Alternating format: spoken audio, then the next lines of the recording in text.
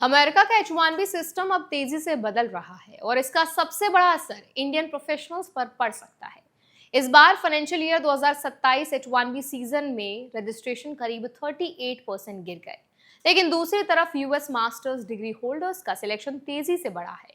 यानी अब सिर्फ आवेदन करना काफी नहीं रहेगा, सैलरी लेवल, यूएस एजुकेशन और एम्प्लॉयर प्रोफाइल पहले से ज्यादा इंपॉर्टेंट हो चुके हैं। आज इस वीडियो में हम समझेंगे यूएससीआईएस ने आखिर कौन से नए नंबर्स जारी किए हैं, नया वेटेड सिलेक्शन सिस्टम कैसे काम करेगा, इंडियन आईटी एम्प्लॉयज पर इसका असर क्यों पड़ सकता है और फ्यूचर एप्लीकेंट्स को अब किन चीजों के लिए पहले से तैयार रहना चाहिए।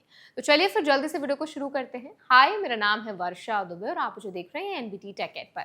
यूएससीआईएस के मुताबिक फाइनेंशियल ईयर 2026 में जहां लगभग 3,44,000 रजिस्ट्रेशन हुए थे, वहीं फाइनेंशियल ईयर 2027 में संख्या घटकर करीब 2,11,000 रह गई, यानी करीब 38.5% की गिरावट। यूएस एडमिनिस्ट्रेशन इसे अमेरिका फर्स्ट अप्रोच की सक्सेस बता रही है।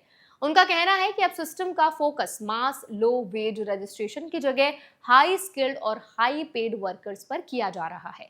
सबसे बड़ा बदलाव सिलेक्टेड कैंडिडेट्स की प्रोफाइल में दिखाई दिया। इस बार करीब 71.5% सिलेक्टेड रजिस्ट्रेशंस ऐसे लोगों के थे जिनके पास यूएस मास्टर्स डिग्री या उससे ऊपर की क्वालिफिकेशन थी। पिछले साल ये आंकड़ा करीब 57% था, यानी यूएस यूनिवर्सिटी से पढ़ाई करने वालों को अब पहले से ज्यादा एडवांटेज मिलता दिख रहा है। इसके साथ यूएससीआईएस ने यह भी कहा कि लोएस्ट वेज कैटेगरी वाले सिलेक्टेड रजिस्ट्रेशंस इस बार सिर्फ 17.7% रहे, मतलब लोअर सैलरी प्रोफाइल्स की सिलेक्शन प्रोबेबिलिटी कम होती दिख रही है।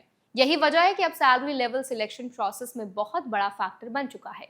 इस बार एक और बड़ा बदलाव आया है, पुराने रैंडम लॉटरी सिस्टम की जगह वेटेड सिलेक्शन प्रोसेस। अब हायर वेज लेवल्स को ज्यादा प्रायोरिटी दी जा रही है, खासतौर पर वेज लेवल 4 एप्लीकेशंस को सबसे ज्यादा प्रेफरेंस मिलने की बात कही गई है। यानी सिस्टम अब सिर्फ चेंज बेस्ड लॉटरी नहीं रह गया, बल्कि हायर सैलरी और हायर स्किल प्रोफाइल को ज्यादा वेट दिया जा रहा है। यूएस एडमिनिस्ट्रेशन ने कुछ पेटिशंस पर $1,00,000 तक की फी जैसी टफर मेजर्स भी लागू किए हैं। ऑफिशियल रीजन यही बताया गया है कि आउटसोर्सिंग मिसयूज कम किया जाए और हाईली स्किल्ड फॉरेन वर्कर्स को प्रेफरेंस मिले। अब इंडियंस के लिए इसका मतलब समझना बहुत जरूरी हो जाता है। सालों से H1B अप्रूवल्स में इंडियंस का शेयर 70% से ज्यादा रहा है। खास तौर पर इंडियन आईटी सर्विस कंपनीज बड़ी संख्या में प्रोफेशनल्स को यूएस भेजती रही हैं, लेकिन एक्सपर्ट्स मान रहे हैं कि नए रूल्स का सबसे ज्यादा असर एंट्री लेवल और मिड लेवल एम्प्लॉयज पर पड़ सकता है, खासकर उन लोगों पर जो लोअर वेज कैटेगरी में आते हैं। दूसरी तरफ यूएस में पहले से मौजूद H1B वर्कर्स और ओपीटी स्टूडेंट्स भी बढ़ी हुई स्क्रूटिनी का सामना कर रहे हैं। सोशल मीडिया चेक्स बढ़ रहे हैं और इंडिया में वीजा इंटरव्यू अपॉइंटमेंट्स में डिलेज भी देखने को मिल रहे हैं।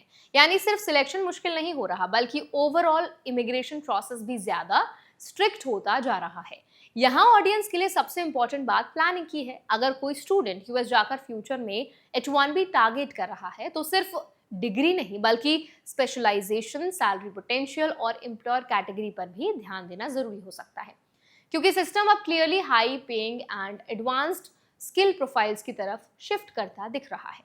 साथ ही इंडियन प्रोफेशनल्स को यह भी समझना होगा कि H1B इकोसिस्टम पहले जैसा प्रेडिक्टेबल नहीं रहा। एआई ऑटोमेशन, लेऑफ्स और इमिग्रेशन स्क्रूटिनी, तीनों फैक्टर्स एक साथ इम्पैक्ट डाल रहे हैं। इसीलिए बैकअप प्लानिंग, स्किल अपग्रेडेशन और फाइनेंशियल प्रिपरेशन पहले से ज्यादा इंपॉर्टेंट हो चुकी है। इस पूरे बदलाव का सबसे बड़ा टेक अवे यही है कि अमेरिका का H1B प्रोग्राम अब क्वांटिटी से ज्यादा क्वालिटी फोकस्ड मॉडल की तरफ बढ़ रहा है। एक आने वाले समय में सिर्फ आवेदन करने से ज्यादा जरूरी होगा आपका वेज लेवल, एजुकेशन प्रोफाइल और स्पेशलाइज्ड स्किल सेट कितना स्ट्रांग है। तो आई होप ये वीडियो आपके लिए हेल्पफुल रहा होगा। अगर ये वीडियो आपको पसंद आया तो उसको लाइक भी करें, शेयर भी करें।